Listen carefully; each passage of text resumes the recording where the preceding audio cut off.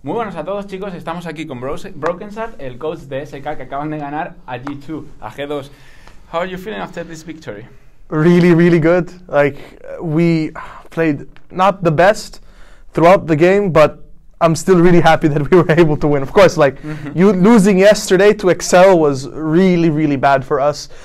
Not just for the playoffs race, but confidence, and we needed like a miracle to happen. And I guess winning against G2 really puts us back in the, like, we still have a really good chance now to make it into playoffs. So what have you to say about yesterday's match? What happened yesterday? I think there were a little bit of issues with the draft, with a couple of things, but mainly I felt like we were just not focused, and we didn't come, I guess we didn't come really ready to play, because it felt like we were a bit panicked. I felt like the mindset was not right. I'm glad that today it was a bit better, but our early game and mid game, we had a lot of problems these last 2 days with execution on the early mid game plays, and I think it showed. We're going to have to work on that a lot in the coming weeks now. So you won G2, what could have been better?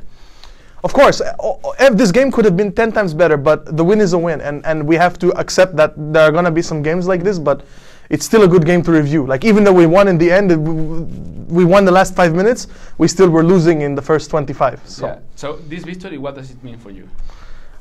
In terms of like playoff race potential, or just in general? Both personally and in terms of the playoff race. I mean, I think it's just like to beat G2 is a really big deal, no matter what kind of team you are, because to beat the best team in the league, it feels really good. I've always, like, my teams have always been able to do this, being like, if people remember from Mario Kart, the blue shell, like my teams have always been blue shell teams that kind of come out of nowhere and upset and beat the last team. So I'm just carrying on the tradition, but I mean, it definitely feels super good.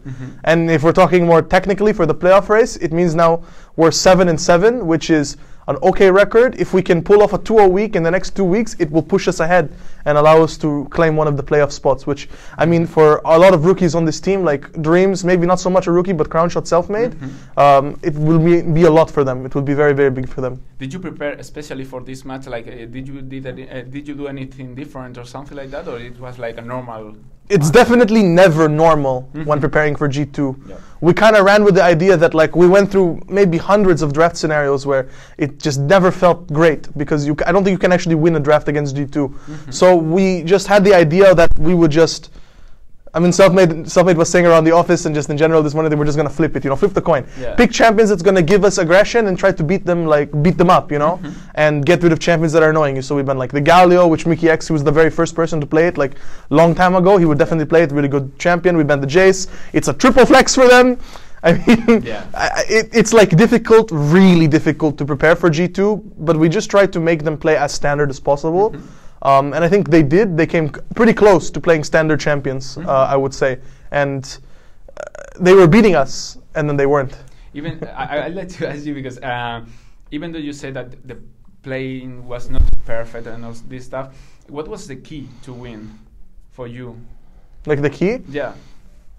After the mid-game, we started really getting excited about, like, team fighting and, like, how to team fight. We realized that we had to team fight, and Werlib was making a huge point about where Crownshot should position in team fights, because Crownshot said, I'm super fat, just peel me, let me carry, fight with me, and like the entire team was playing for him. And Crownshot, like, he really performed really well on this Jinx. He in the late team fights, the team was setting him up and he was delivering, and I'm really happy about that. But Werlib, I think, played team fights really well in the late game, and it was very important to see that from him, because I know that he tells me that sometimes he's wanting, like, really wanting a game where he's going to show that he can carry.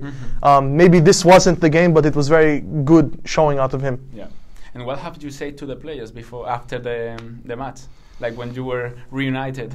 We were so happy, but some of the players, rightfully so, were not super happy with the win. I mean, they were happy that we won, but not why we won. And especially Selfmade, he wasn't super happy. He was very, like, we should have lost this game, and we lost to Excel yesterday. I don't think we should be this happy. And I think that speaks a lot about the type of mentality that he has, that he's really brutal in the sense that he just wants to be a good team and wants to be a good player. And I respect that a lot, and I respect that opinion, but I also think that sometimes you should celebrate the good moments, because they're not always going to be around. Yeah. So what do you think that this victory means to them?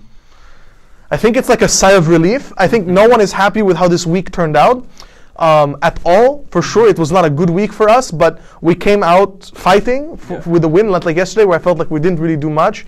And I think I can be happy about that. And for sure, it's going to give us a good ground to stand on when we look towards the future. Especially for next week, we will see where we need to improve, what we need to fix, what we can focus on. And I think that's good to have like a good direction for the future. So talking about the atmosphere between the players and all this stuff, do you notice any changes before after you came? Like the first day you met them and now? I mean, yes. The one of the big things that changed when I stepped up to be head coach or became the head coach was the environment and team atmosphere became a lot more positive and enjoyable. Everyone was saying that, and I think that it needs to continue being that way. Especially, I'm really happy with how things went because in the beginning of the week, I had a meeting with the team where I said that Realistic, who was basically our head analyst, but since I became the head coach, he was practically strategic coach, honestly. Super smart guy, really, really deserves his spot on stage. I said that he should go on stage. I think that he's going to do draft better. He's doing most of like the preparation, so it's kind of his vision of the game, and I think everyone trusts him a lot. So he's the right person to go on stage, and I'm really happy that maybe yesterday was not the right debut, but this game, I like the draft that we had, and I think winning against G2 is definitely a nice start. Yeah. So I would like to ask you because not only about the strategic part, because as you said, this is quite good. Also with the mentality of the players, is there any change since you came or not? I think when we had that 2-0 win week against Vitality and Fnatic, something switched in the players. Like we were no longer just a bottom tier team, we were a contender. We had a chance. We had a fighting chance to make playoffs. And I think that flipped the switch in everyone's mind that's like, okay, we can actually win, so let's go. And I feel like I saw that change, that now there is a goal. Like in the beginning it was let's do our best and see what we can do, and now it's like we can actually do it. Let's make playoffs. They believe. Yeah, we all believe that we can make playoffs. So how do you say now the status of the playoff race? I mean, not only for SK, so who do you think is going to be your biggest contender also, and all this stuff? Well, we're 0-2 against Misfits, so it's a huge problem if we tie break against them because we lose the head-to-head, and at the same time we're also 2-0 against Fnatic. So it'd be good if we can get the 2-0 against them.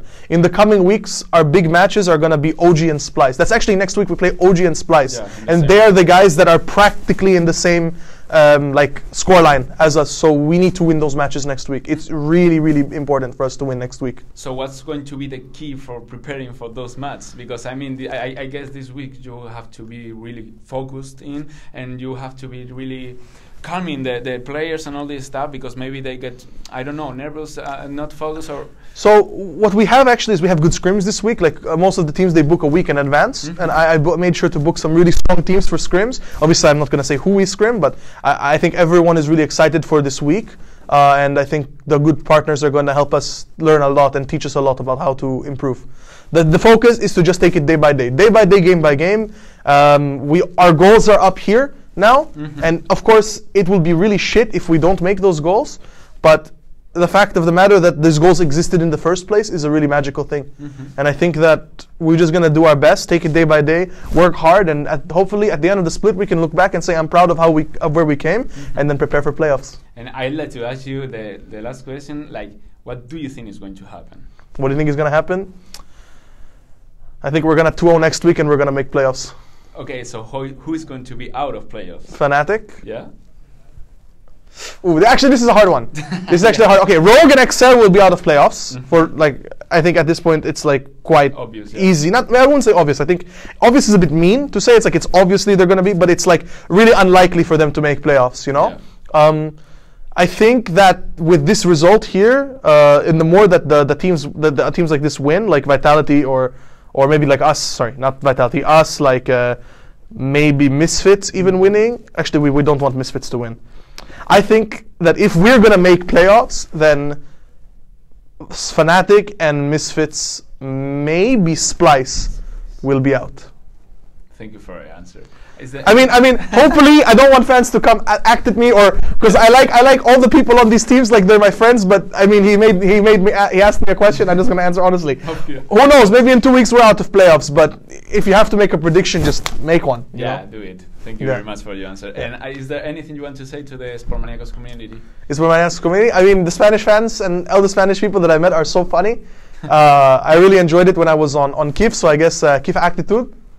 I miss those guys, and I'm really happy to see them. They've partnered with Origin, you know, KIF. I feel like this organization, they're full of really good guys that have always been able to stay competitive, even though they don't have the most budget to get like the best players. And I'm really happy to see them with a really big org like Origin, and I think they're doing pretty good as well in the Spanish league. And so really hope to see them one time again in the future, and I'm really happy for their success. Thank you very much for being Thanks, here. guys. Eso ha sido todo, chicos. Espero que os haya gustado la entrevista. Esta y muchas más en el canal de YouTube Esportmaníacos. Hasta luego. Adiós.